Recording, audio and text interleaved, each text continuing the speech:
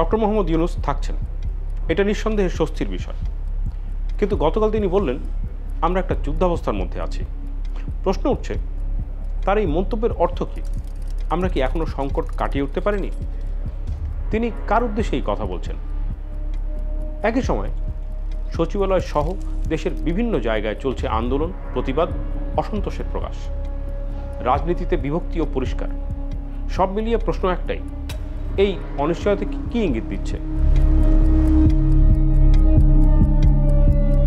প্রধান উপদেষ্টা হিসেবে ডক্টর মোহাম্মদ ইউনূস দেশের ভেতরে যেমন সাপোর্ট আছে, দেশের ভেতরে যেমন অনেকের আস্থাভাজন, তেমনি উনি দেশের বাইরেও অনেকের কাছেই প্রশংসনীয়, ওনাকে অনেকে পছন্দ করেন এবং উনি প্রধান উপদেষ্টা হিসেবে থাকার কারণে এই সরকার বিভিন্ন দেশের কাছেও একটা আস্থার জায়গা তৈরি করে নিতে পেরেছে। কারণ এর চেহারা প্রফেসর মোহাম্মদ ইউনূস, তিনি যে সরকারে থাকছেন এবং উপদেষ্টা হিসেবে, প্রধান উপদেষ্টা হিসেবে দায়িত্ব পালন করে যাবেন, সেটা সবার জন্য স্বস্তির বিষয় ছিল, এ নিয়ে কোনো সন্দেহ নেই। কিন্তু দেশের বিভিন্ন জায়গায় যে প্রতিবাদ এবং বিভিন্ন রকমের যে সমাবেশ হচ্ছে, ডেমনস্ট্রেশন হচ্ছে, সেগুলো এই অন্তর্বর্তী সরকার কোনোভাবেই যেন হ্যান্ডেল করতে পারছে না, কোনোভাবেই যেন সামাল দিতে পারছে না। সেসব সংকট বুঝি লেগেই আছে। পাবলিক সার্ভিস অ্যাক্টের কারণে সরকারি আমলারা প্রতিবাদ করছেন এবং এটা কালকে থেকে জারি থাকবে। কালকে এর সাথে আরও একটি বিষয় যোগ হবে, সেটা হচ্ছে যে অ্যাডমিনিস্ট্রেশন বা প্রশাসন ক্যাডারের যারা আছেন অফিসার, তাদেরকে বেশি সুবিধা দেবার প্রতিবাদে বাকি 25 ক্যাডারের যারা আছেন তারা একটা কলম বিরতি পালন করবেন। এই সব মিলিয়ে বাংলাদেশের সচিবালয় অর্থাৎ সরকারি আমলা যারা আছে তারা কালকে কোনো কাজ করবে না।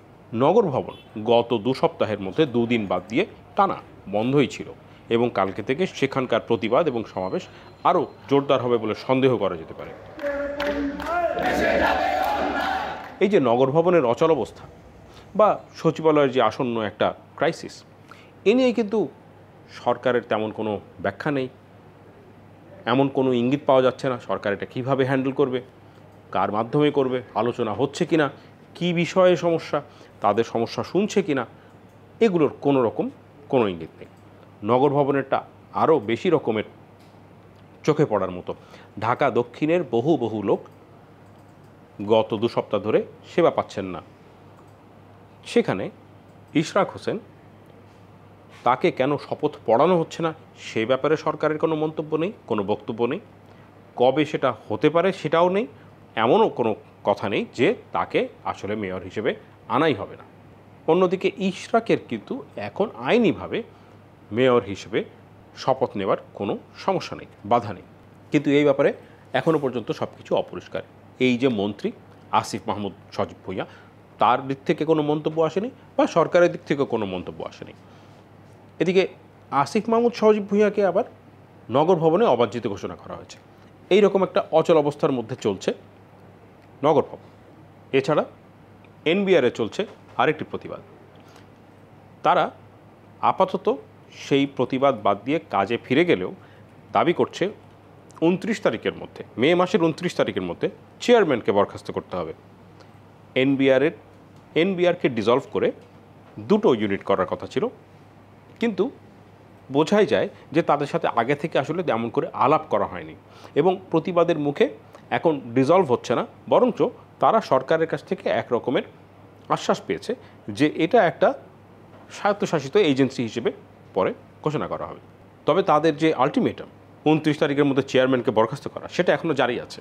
এখানে মনে রাখা দরকার, সামনের মাসে অর্থাৎ জুন মাসের প্রথম সোমবার 2 তারিখে জাতীয় বাজেট ঘোষণা করা হবে এবং তারপরের যে 1 মাসের মধ্যে বা 1 মাসের কম সময়ের মধ্যে জুলাই মাসের শুরুতে আমাদের নতুন বাজেট আসতে হবে।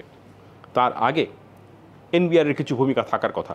চেয়ারম্যান ছাড়া অবস্থায় এই এজেন্সি কিভাবে কাজ করবে, কি হবে, এই ব্যাপারে তেমন কোনো চিন্তা বা তেমন কোনো তৎপরতাও দেখা যাচ্ছে না সরকারের মধ্যে। এনবিআরের কর্মীরা যদি এই সময়ে আবারও হরতাল করে অথবা কর্মবিরতি পালন করে তাহলে কি হবে, সেটারও কোনো ইঙ্গিত নাই বা পরিষ্কার কোনো নির্দেশনা নেই।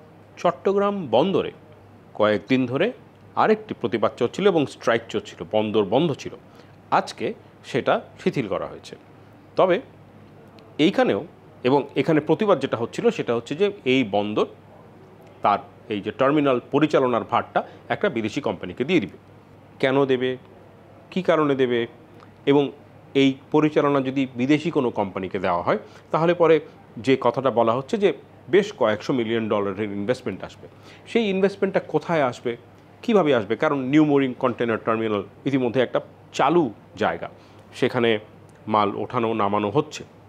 একটা নতুন কোম্পানি এসে সেখানে কোথায় নতুন বিনিয়োগ করবে আর কিভাবে আমাদের আসলে সুবিধা হবে, সেই ব্যাপারে কিন্তু কোনো রকম ব্যাখ্যা নেই বা কোনো রকম পরিষ্কার করে কোনো বক্তব্য নেই সরকারের কাছ থেকে, যেটা পেলে হয়তো অনেকের জন্য বুঝতে সুবিধা হতো কী কারণে এই টার্মিনালটা একটা বিদেশি কোম্পানিকে দেওয়া হচ্ছে। এই রকম যখন অবস্থা, যেখানে বিভিন্ন জায়গায় প্রতিবাদ চলছে, সমাবেশ চলছে, সেখানে বরাবরের মতো সরকারকে দেখা যাচ্ছে বেশ নিশ্চুপ। তাদের দিক থেকে না আছে কোনো দিক নির্দেশনা, পরিষ্কারভাবে কোনো গাইডেন্স নেই, পরিষ্কারভাবে কোনো বক্তব্য নেই, বা কোনো জায়গায় এসে তারা এই যে ধোঁয়াশা হওয়া অবস্থা সেটা পরিষ্কার করার যে চেষ্টা করছে সেরকমও কোনো আপাতভাবে চোখে পড়ার মতো তেমন কিছুই হচ্ছে না। এই সমস্ত প্রতিবাদের সাথে যোগ হলো প্রাইমারি স্কুলের শিক্ষকদের প্রতিবাদ।